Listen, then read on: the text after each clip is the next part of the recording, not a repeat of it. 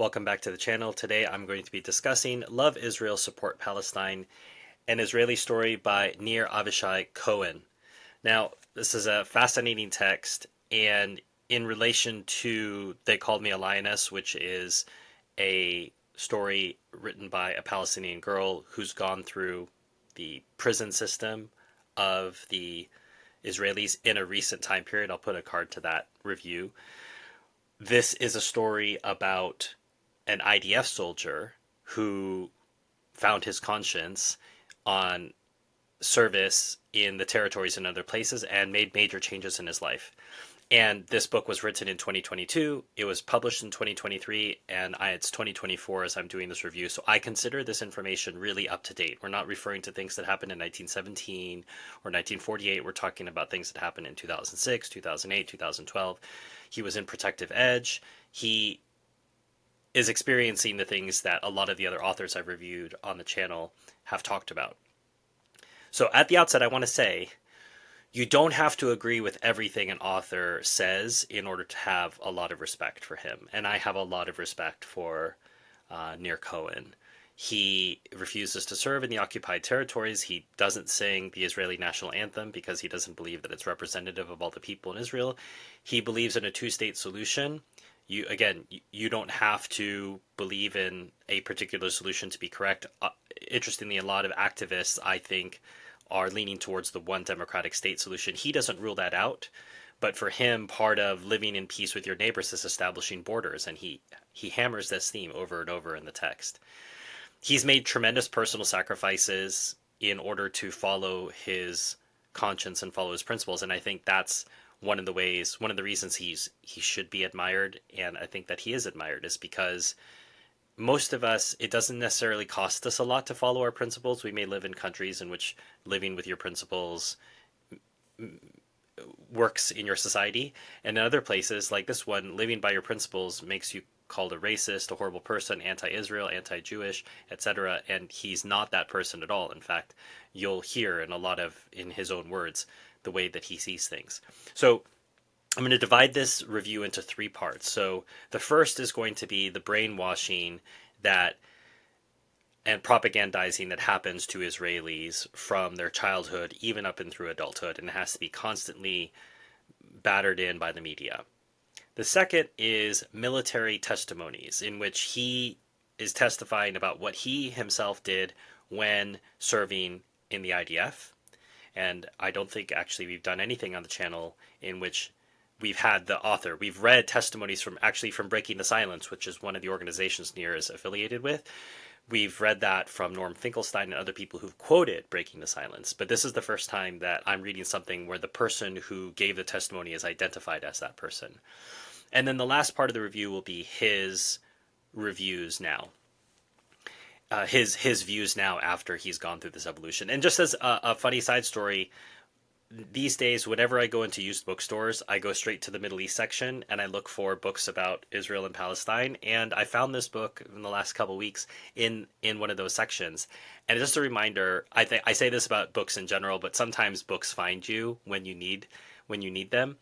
And this book happened to find me at a time when I wanted to tell this particular story, but I'm very glad that I found it on a bookshelf. So don't pass by used bookstores. Go in there, go find what you need. Obviously, you can spend hours in there if you just keep looking, but let's get started with Nir's story.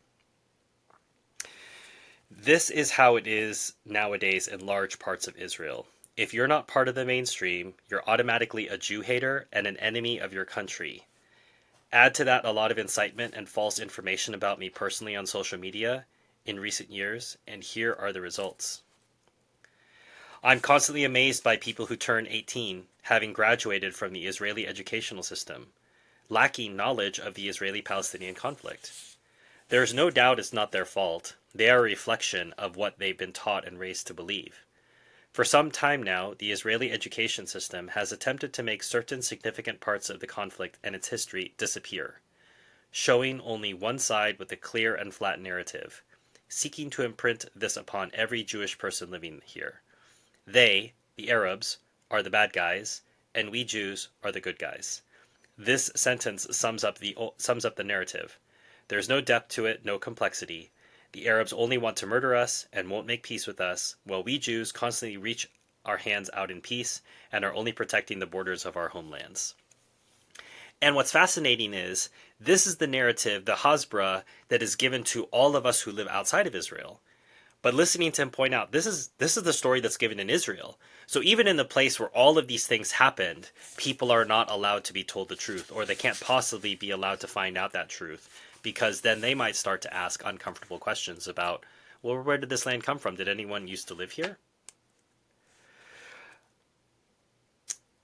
I was studying at the Beit Yarich High School back then. This is during the time of the assassination of Yitzhak Rabin, a school mostly populated by children from the Jordan Valley.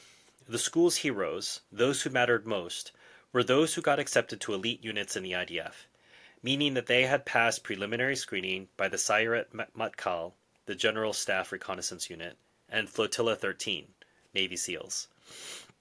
The Army was the main topic of discussion as early as 9th and 10th grade, long before enlistment was even in sight. The only discussion regarding the Army was how much combat you'd see. It was obvious to everyone that they'd go to combat units, despite some having medical profiles that wouldn't allow them to do so.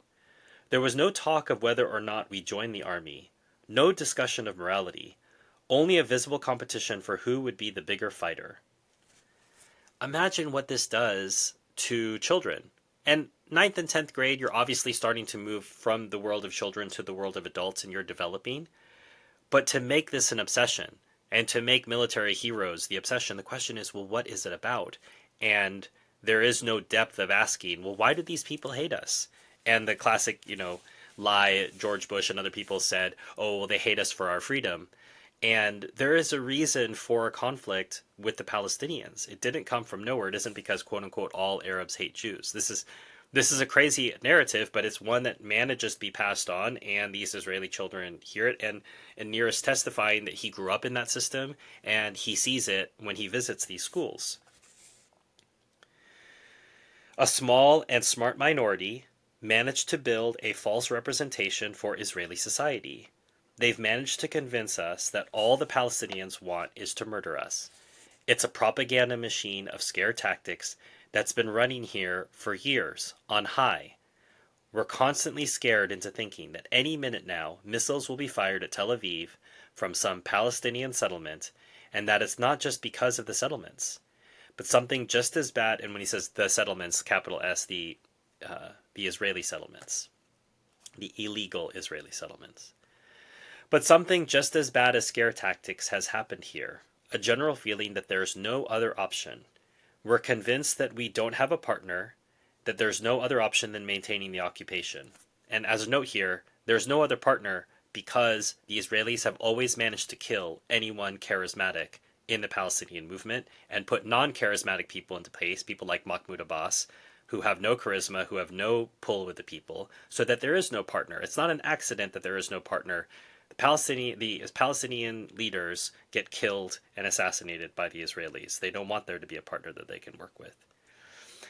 We're convinced that we don't have a partner, that there's no other option than maintaining the occupation. And we get used to this crazy notion as the years go by.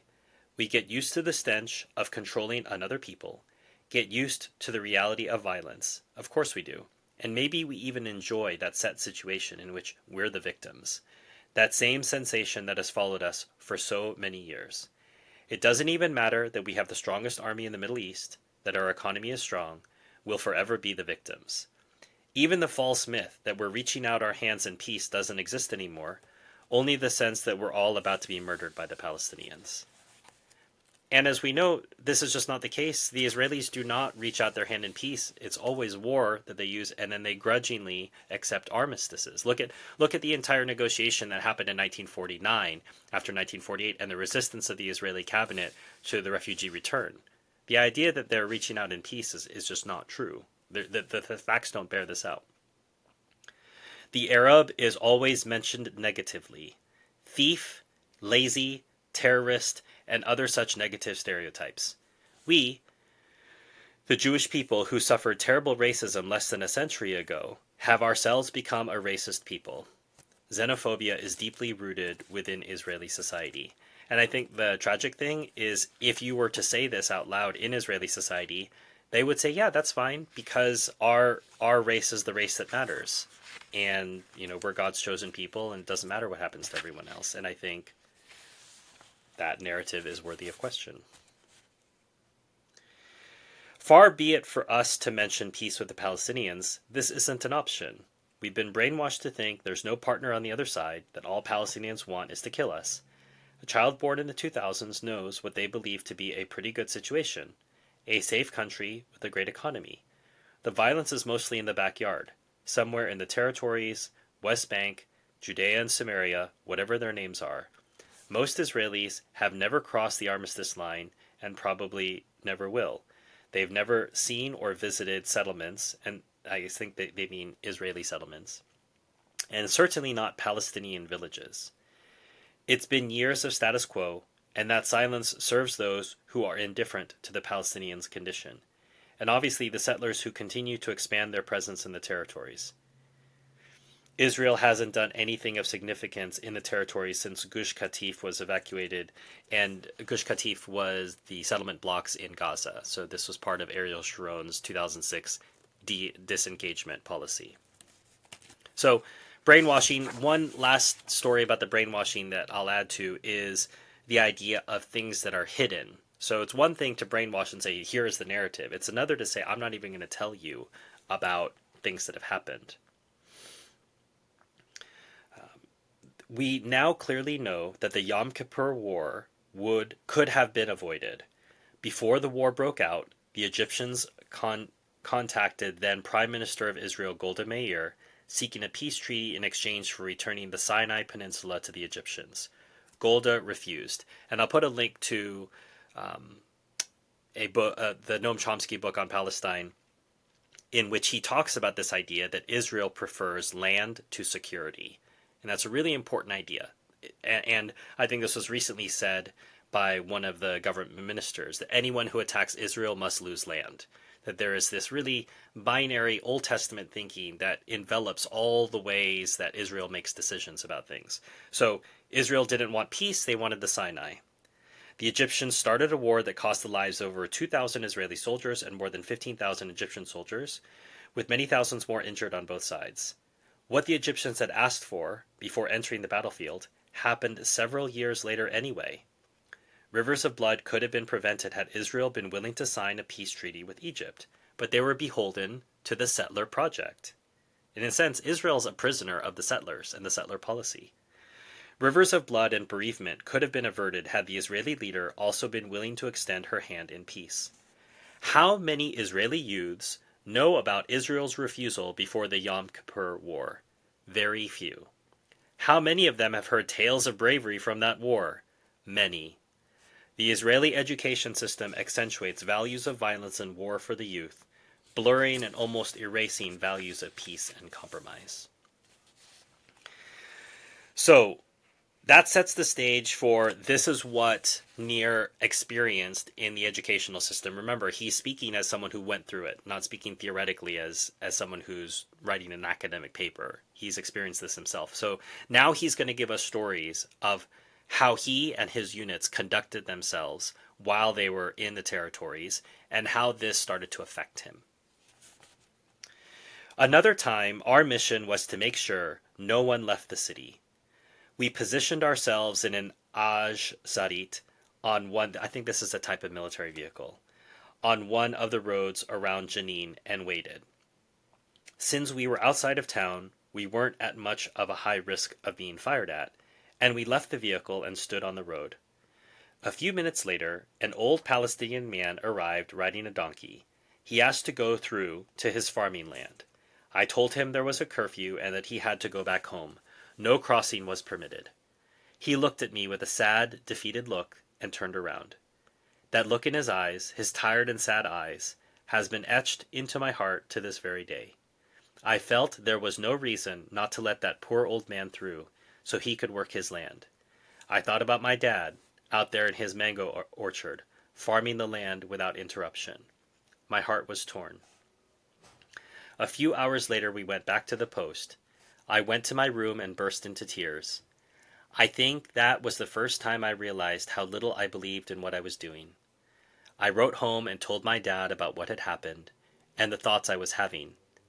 Itamar, my tent mate at boot camp, a kibbutz member from Beit Shean Valley, my platoon sergeant, my friend and almost a brother to me, walked into the room and saw me with tears in my eyes. He held me tight and told me he knew how I felt, but there was nothing we could do about it. We'll make it through together. Those were probably the most difficult days of my life. I felt, deep down inside, that the two core values I was raised on were being trampled. These two core values didn't exist in Jenin of 2002. My military actions had nothing to do with my love of the land, and certainly not with my love of people as they are.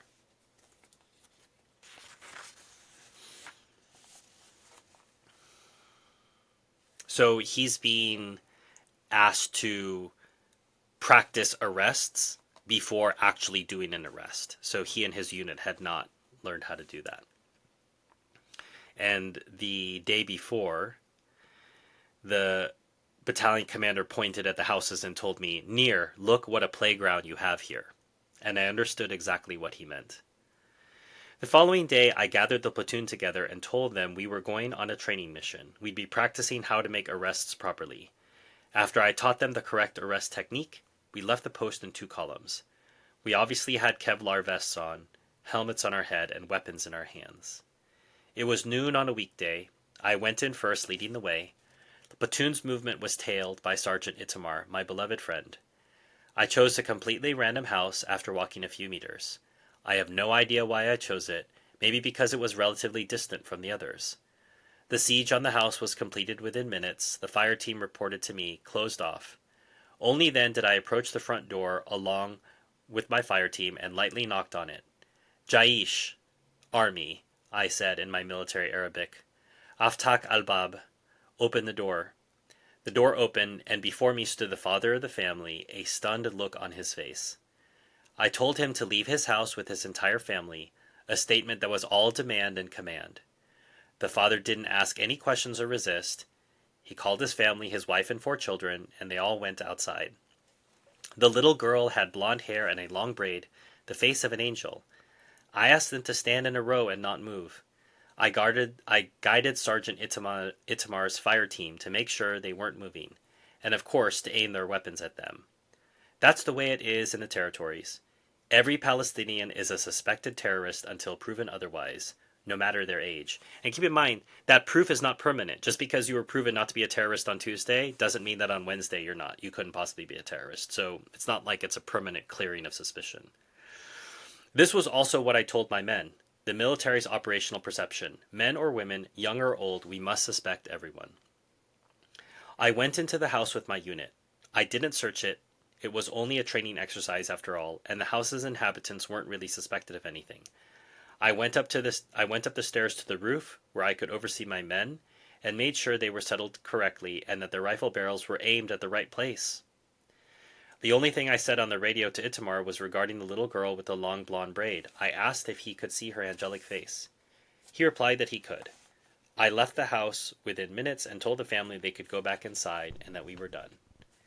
At that moment, I felt like I was the most moral officer in the world. I was proud of myself for the delicate and pleasant way I treated the family. Boy, was I wrong. Today I realized that what I did was practicing on a civilian population. In what world do soldiers train on a Palestinian family as if they're practice dolls? What gave me the authority to go into their house? And that little girl, what would she think of IDF soldiers? Did I give her nightmares? I still think about this family 20 years later and how immoral I was. But I didn't feel that way back then, far from it. I gathered my men, summarized the drill, and went on to the next house. So now that he's done the practice, he's actually going to do the arrest. I think this is a few days later. We quickly got out of the vehicles and surrounded the house. Once the fire teams reported back to me that they were in position, I started marching up the street. If you're not familiar with military lingo, a fire team doesn't mean they have anything to do with setting fires in this context. It's just a group of people. So it could be, depending on the force, it could be 3 people, it could be 5 people, it could be 6 people, whatever it is. So these are the fire teams that are reporting back. I don't want to get people confused. The village was quiet, and only the barking of dogs broke the night's silence. I once again chose a random house and knocked on the door. My watch indicated it was 2 a.m. The door opened, and a 50 or 60-year-old woman stood before me. In my broken Arabic, I ordered her to come with me, that I had a mission for her. The military calls it neighbor procedure. He has a footnote here. Neighbor procedure, or prior warning procedure, was an IDF practice during the Second Intifada. I demanded she go into the suspect's house and tell all the inhabitants to come outside. She did exactly as I demanded, and I let her back into her home once she was done. I explained to my men that neighbor procedure was meant to protect us, so we won't be in harm's way for nothing, and if anyone were to get hurt, it'd be the Palestinian. While she went into the house, we were crouched behind a cover in case anyone opened fire. I didn't see anything wrong with this demeanor, mostly because all the IDF's arrests were made this way back then. It was standard military practice. I later realized what I had actually done was use the civilian population as human shields. So look at that self-awareness. Remember that the Palestinians are always accused of using their civilians as human shields, and here is an IDF standardized practice during the Second Intifada, which is actually codified as prior warning procedure, or neighborhood procedure, in which they're using Palestinians as human shields. Several years later, the Israeli Supreme Court forbade the IDF from using this practice, which is shocking in and of itself, the Israeli Supreme Court doing anything moral. But it happened, as it violated the Geneva Conventions that Israel had signed. In other words, it was a war crime. I won't go on to detail the arrest. We know how that goes, because there's more stories to tell. One of our main operations was to form surprise checkpoints. The military idea behind these random checkpoints was to create a sense of haunting in the Palestinian population. I told my men we wanted to make the Palestinians understand that the IDF is everywhere all the time. We formed checkpoints that would randomly search passers-by to make them confused and scared, which would minimize terror. Obviously, minimize terror, maximizing terror. We called it disrupting routine. And so we'd form these checkpoints throughout the entire day. We'd place the Jeep in the middle of the road, sometimes a main road, or a road connecting two villages, and we'd lay out spikes and start checking the vehicles that passed by. When a vehicle arrived, we would signal from afar for it to stop.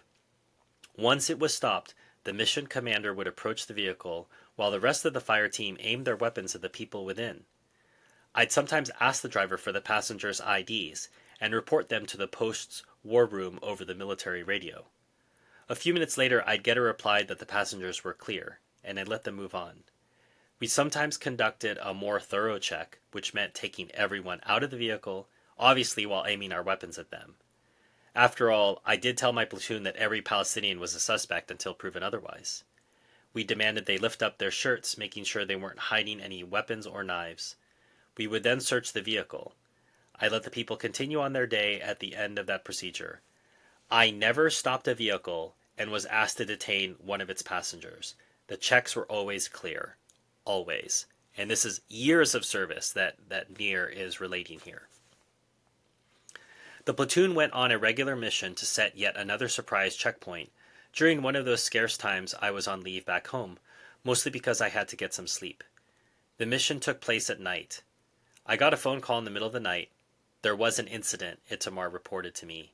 As it turned out, the soldiers hadn't situated themselves in a visible spot for the drivers, and a vehicle had suddenly come out of nowhere and kept driving as they signaled it to stop.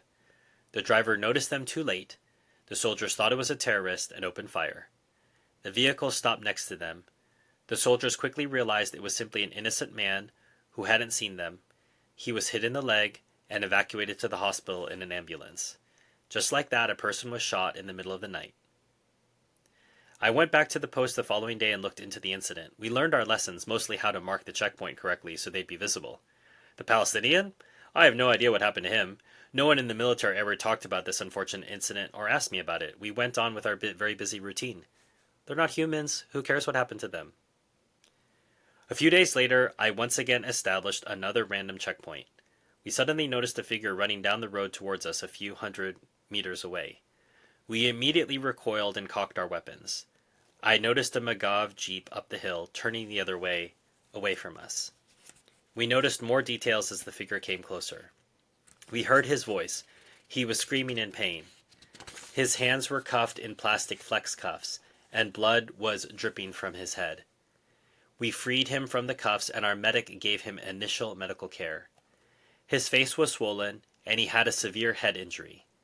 The young man said he was from the nearby Baka Ash Sharkiya, and that he had been abducted by Magav policemen who had pummeled the hell out of him, using their radios to beat him, and then dropped him off here. We called an Israeli ambulance to the post. I managed to order my men at the post via radio to stop the Magav jeep.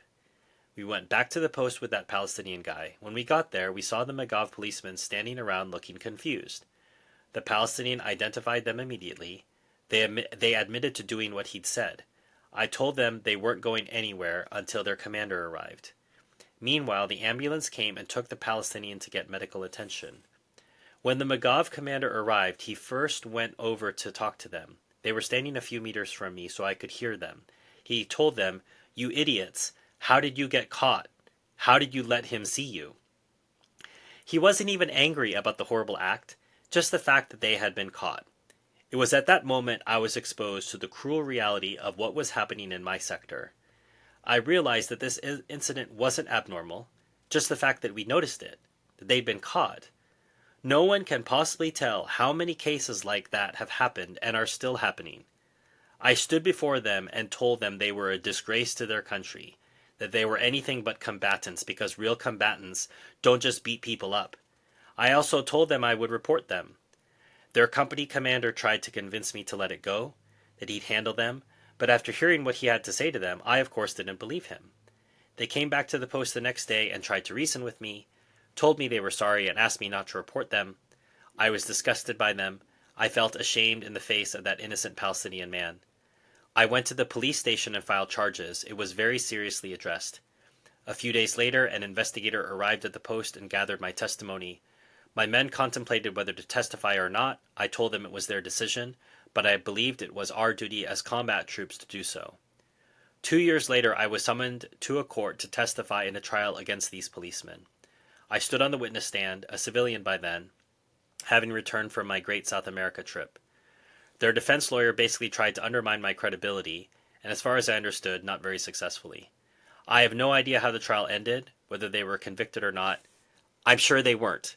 Remember that when IDF soldiers kill and steal, the worst they might get is probation, but they're never going to serve jail time, and if they do, it's not going to be proportionate to the crime. And if so, what their punishment was.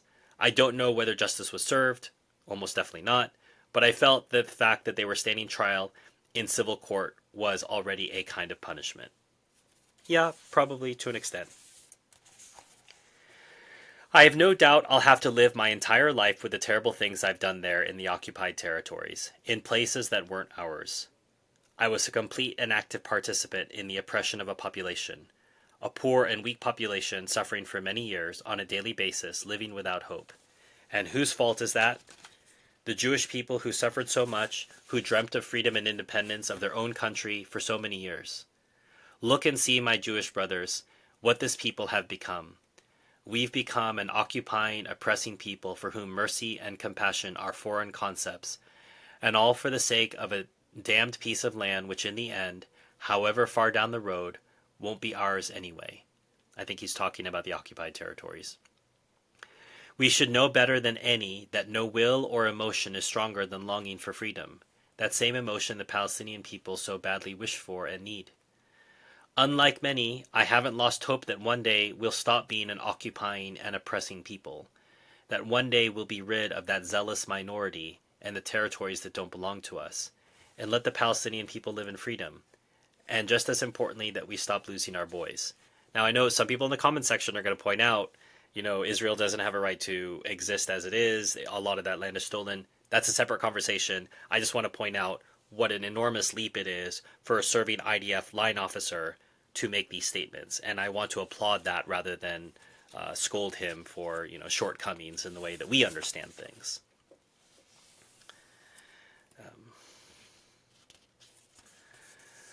On one of the nights, our lookout identified 2 people trying to approach the fence from the Gaza side. I was commanding the company's standby force at the time, so we immediately went there and situated ourselves about 100 meters from the fence.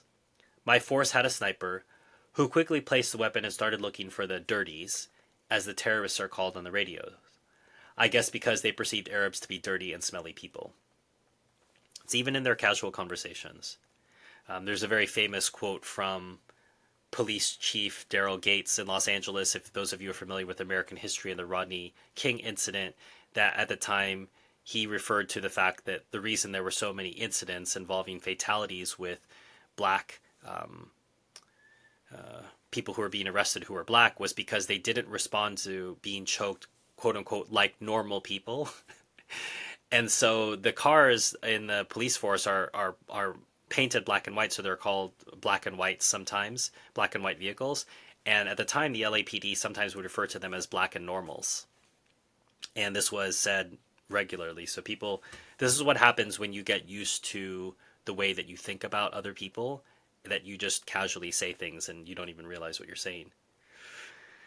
The two individuals walked quite slowly and were very close to the fence. The orders were very clear. Any attempt by Palestinians to cross the fence meant the risk of a terror attack, especially at night, and they must be shot. The company commander gave the sniper the order to shoot. A loud gunshot sound broke the silence. The sniper calmly said, "One is no longer with us," and reported shooting one of them in the head. He immediately shot the other person as well. They were a few meters away from the fence. The lookout reported on the radio that the first one was lying on the floor without moving, while the second one was standing with his hands in the air. We quickly made our way to the fence. When we got there, we saw a 17-year-old boy with a terrified look in his eyes. The sniper's bullet grazed his arm. He was missing a piece of flesh under his shoulder, and he was bleeding. He didn't shout in pain, probably due to the shock and fear.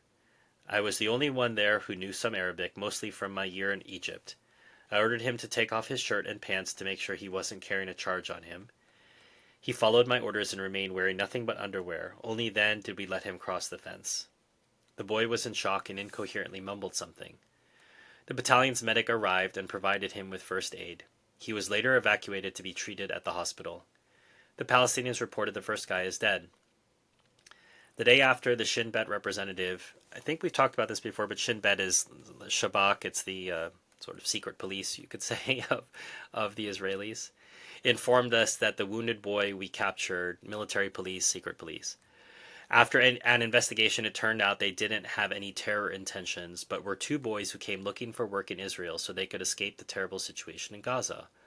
All I was left is the thought of how things must be so terrible in Gaza that these boys went so close to the fence in the middle of the night, choosing to risk their lives. One of them paid for it with his life. So, at one point, he was struggling with whether he would serve in the occupied territories if asked, because he continued to serve in the reserves after his original enlistment came up. And he might still be in the reserves to this very day and hour. I'd have to check on that. But that's been part of the controversy that Palestinian activists who work with him consider it very strange that he continues to serve as a reservist in the IDF. And part of me considers that strange as well. But I also understand, after I read this book, where he's coming from. And as I say, I don't agree with the stance, but I respect it because he has reasons for it. He's not being arbitrary about this. I contemplated what I should do for a while and finally decided to receive the democratic sentence. And if my democratic state, of course this is a bit of a joke, Israel is not a democratic state, sent me to the territories, I'll go. In retrospect, when I'm much more complete with my views today, I understood I'd made a mistake. Serving in the occupied territories, especially reserve service, is surrendering to undemocratic principles, and worse, taking a full part in war crimes that the IDF is committing in the territories on a daily basis. I'm not proud of my territory service, but I'm also not trying to cover it up. It's part of my life story. My company was stationed at the Regional Brigade's base near the Gush Etzion intersection. The section we were trusted with had quite a few settlements, the largest of which was Efrat. As part of getting to know the section, the company commander and I went to each and every such settlement, so we knew all of them.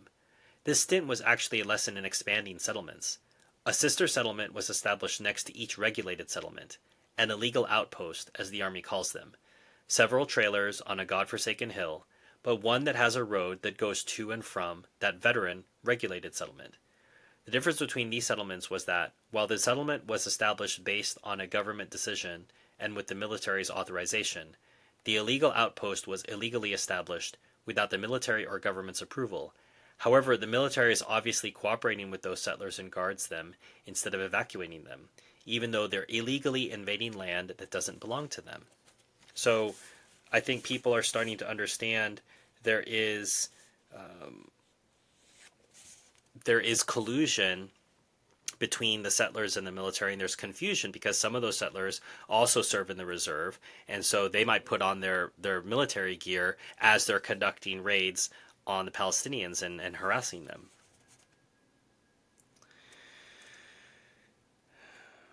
A year later, we were once again called to serve in the territories, this time in the Tulkarm area. I was still deputy company commander. In the briefing, the brigade commander explained to us that the road leading to the Avnei Hefetz settlement is open only for Jews and no Palestinians are allowed on it. That is called apartheid. This road also leads to the Palestinian village of Shufa, but the IDF blocked that path by having bulldozers raise a dirt mound there. No one asked why, we just accepted things as they were. A road just for Jews, and once again, not a word on apartheid. An order came in from the regional brigade one day that we had to chase a vehicle that had just been stolen from Israel and gone into the territories. Ituran, the tracking company, could tell us exactly where it was. We started chasing it with 3 military jeeps. The radio contact from Ituran guided us to one of the villages right to a specific house. When we got there, we saw the car in a shed, its wheels stripped off. The thieves even had time to take the doors off. We knocked on the door of the next house, and an elderly woman opened up. We went inside, without asking her permission, of course. We wanted to see if anyone else was in the house, maybe even the thieves. From a quick scan, we understood she was alone. We went back to the stolen vehicle, a Nissan Tida with a Tempo Company logo on it. We were told on the radio by the brigade that they cannot let the tow truck in since they cannot guarantee its safety. We didn't really know what to do. The Ituran contact said he's not willing to reward the thieves by letting them have the car. We agreed and started throwing rocks at the car, breaking its windshield. We took hammers out of the Jeep and started banging the car, such a strange sight. A bunch of reserve soldiers who left their families and jobs to protect their country are at a Palestinian village near Tulkarm, in full gear, wrecking a stolen Israeli vehicle. The car was inactive a few minutes later. The doors were broken, the engine was shut, and even the upholstery was torn. On the way back to the outpost, I asked a friend from my company, what do our actions have to do with our country's security? He didn't reply, neither did I. So, that was the second part of the review, talking about his military service. So now let's talk about what he had learned and how his life has changed since that time.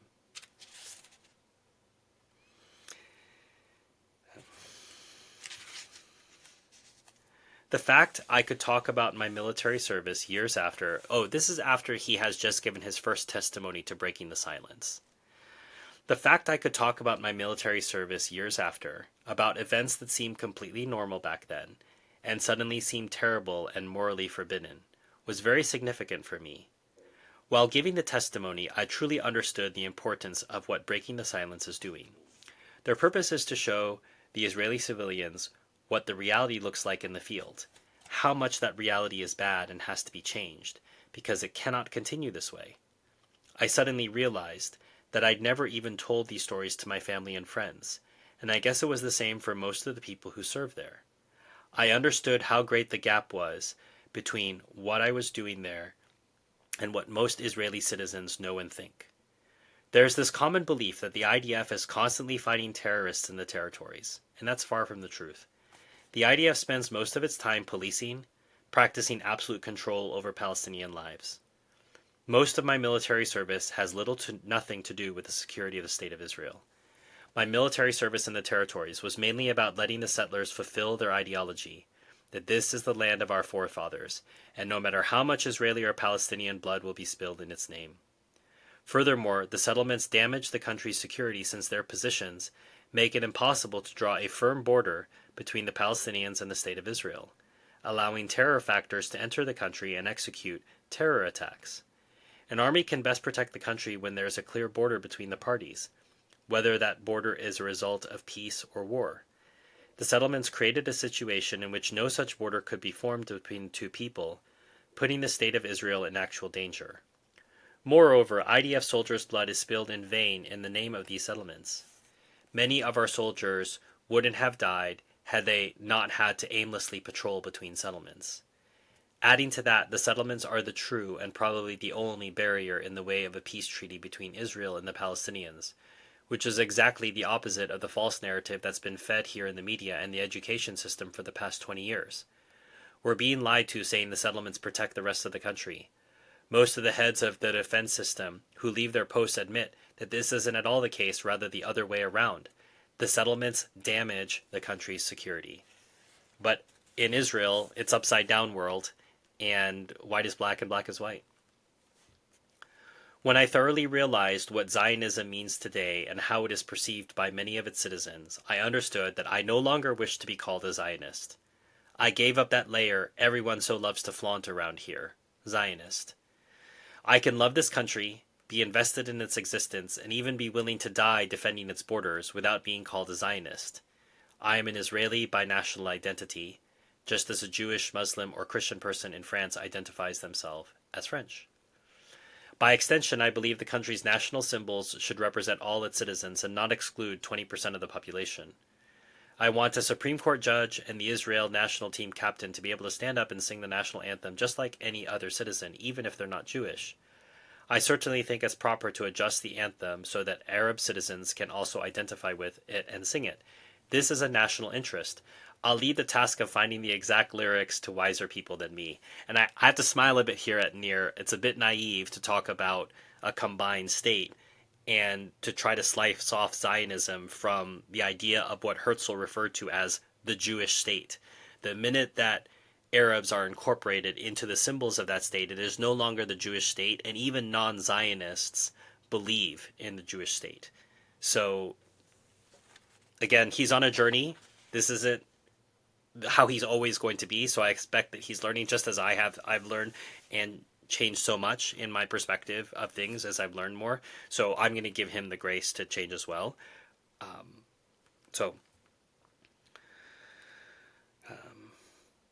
So now he's talking a little bit more about his time. He was a spokesman for Breaking the Silence. Far-fetched organizations were looking to besmirch human rights organizations, but the spotlight was mainly pointed at Breaking the Silence. The reason for that hinges on the understanding right-wing people have that the activity of Breaking the Silence might actually succeed and damage their agenda of promoting and deepening the ongoing occupation. After all, Breaking the Silence is an organization comprised of ex-IDF soldiers who served, risked their lives, in the territories among other places, and now they wanted to talk about their service, not about irregular events of abuse, but mostly the routine in the territories, what Israeli control of the Palestinian population looks like from the viewpoint of the spearhead, those who were there. Those groups on the right realized that the Israeli people might listen to these ex-soldiers, and even current soldiers like me, who say out loud that the IDF's presence in the territories endangers the country, endangers the soldiers, and is also very bad for the Palestinians. And if you can't really argue with 1,200 soldiers testifying as to their service, what can you do? Call them all liars. Make people think they're undermining the state of Israel. Incite people against them with lies. Eliminate the very discussion, the argument. After all, there's no point arguing or listening to traitors and liars. Years of attempts to soil their name had penetrated people's hearts, turning the most patriotic members of society into traitors.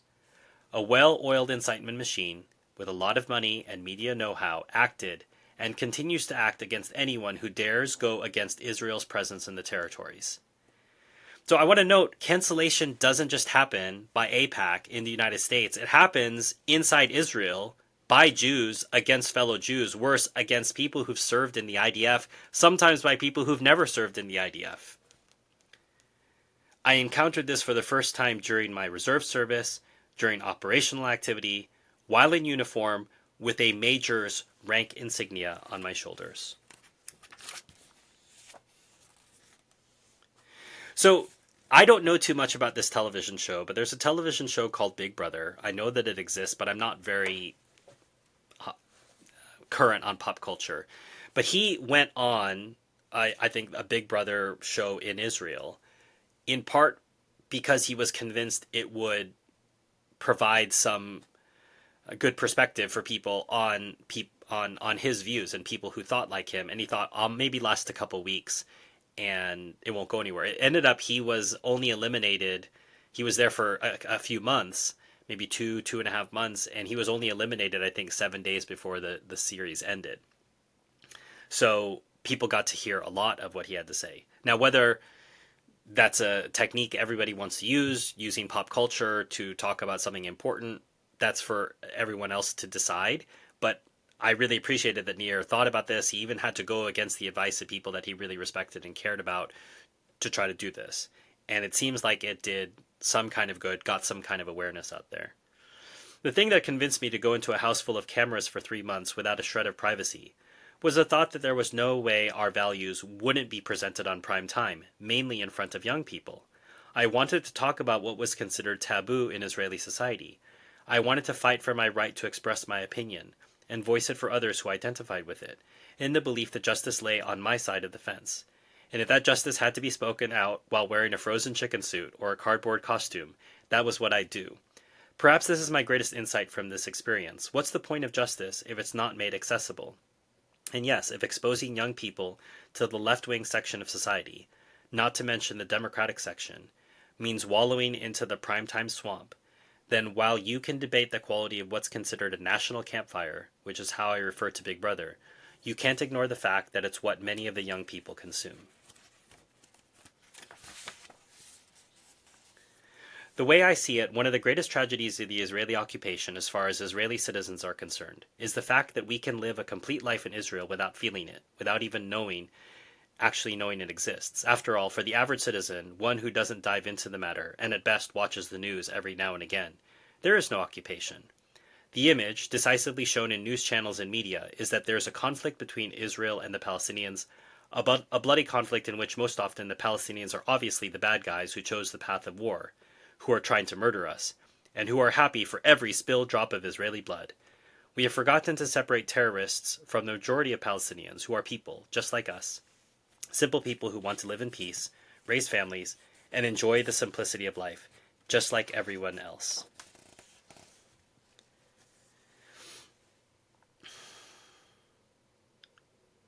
So I think here he's talking about the interim between the two Netanyahu regimes when Naftali Bennett was in charge. And again, I'm not involved in very current Israeli politics. I don't know whether that's something I'm going to explore or not, but he's referring to something there. The result was a series of very successful mind-altering campaigns insisting the Palestinians did not wish for peace and that the only solution that could protect the state of Israel was to establish more and more settlements. This is probably the biggest lie in the history and narratives of Israeli society. As I've mentioned before, the settlements are doing the exact opposite, endangering the state of Israel, and furthermore, the settlers are endangering IDF soldiers. Our military and civilian cemeteries are full of soldiers and civilians who died at the altar of this lie. As long as settlements exist, we cannot form a clear border between us and the Palestinians. Thus, it's impossible to allow the security forces to properly defend against terrorists trying to infiltrate the sovereignty of the state of Israel. Should a Palestinian wish to cross over into Israel illegally, they are easily able to do so without having to go through any of the IDF checkpoints. According to official statistics, tens of thousands of Palestinians illegally cross into Israel for work every day without going through the checkpoints, with the government turning a blind eye. The settlement's positioning deep within Palestinian territory requires the IDF to spread its soldiers throughout the West Bank, which makes them much more vulnerable to violent acts committed against them. So this is the very end of the book, and I think it's a fitting way to end. He was traveling in South America, and he had finished the hike that day with some other travelers. We started talking about songs, and the guide asked me to sing Israel's national anthem. I replied that I hadn't sung the national anthem in years, and that it posed an issue for me. He made an understanding face, but probably didn't. Right after, he asked the French couple to sing their national anthem, and they did so with great pride. It was a magical moment I just had to catch on film, citizens being proud of their country. At that moment, as I was documenting their singing, a few tears ran down my cheek. They were tears of jealousy, as I was jealous of their pride, but also tears of sadness. I felt like the son of a criminal, who loves his father but is ashamed of his actions. There, at the end of the world, it all became clearer. I love my country and always will, but it's been too long since I was proud of being an Israeli. I don't sing the anthem because I'm not proud of the hideous crimes of the occupation, not proud of marginalizing the Palestinian minority that lives in this country, and not proud of the racism. I love my country, but I am not proud of it. And that's a really important point to make. I'm going to repeat that. I love my country, but I'm not proud of it. I long for that moment when I'll be proud of Israel, when I can walk the world and proudly say, I'm Israeli. I believe this day will come. Good will ultimately prevail. And I think some of us will say, okay, we can only hope so. But as is so often the case, hope is the only currency on which acts of resistance or books like this make any sense. If you don't hope for something better, then it's pointless to write and to read books like this. So, strongly recommended. It's not a long read. 172 pages all in, so something you could easily read potentially in an afternoon or across a couple days, and I think you'll really appreciate it. A rarer book to find, something written by a serving IDF reserve officer, commended, with no sort of disciplinary problems, who's managing to risk his personal professional life in order to say what needs to be said on behalf of the Palestinians, so it should be appreciated. If you'd like to support this channel and the work that I'm doing, please feel free to like, subscribe, share this with friends who are open-minded who would like to hear other perspectives. You can also support the channel by buying the book. I'll put links to where you can buy it in the description below. If you'd really like to support my work, you can become a member of my Patreon or a YouTube member. You'll get access to reviews like this earlier than when they air in public, and you also have a chance to chat with me about the work that I'm doing and questions you have about how I'm selecting my books and why I'm selecting my books. As far as the future, 2025, there's the Amazon wish list if you'd like to pick books from there, potentially to nominate them for next year. And as a reminder, proceeds from all these different avenues, a portion of those proceeds are going towards the Palestine Children's Relief Fund in 2024. They're an amazing society doing great work helping Palestinian children who could not otherwise get medical care get medical care. There's a link to them in the description below. So if you don't support them indirectly by supporting my work, please feel free to go to their website, learn what they're doing, and support them directly yourself. As always, enjoy your reading.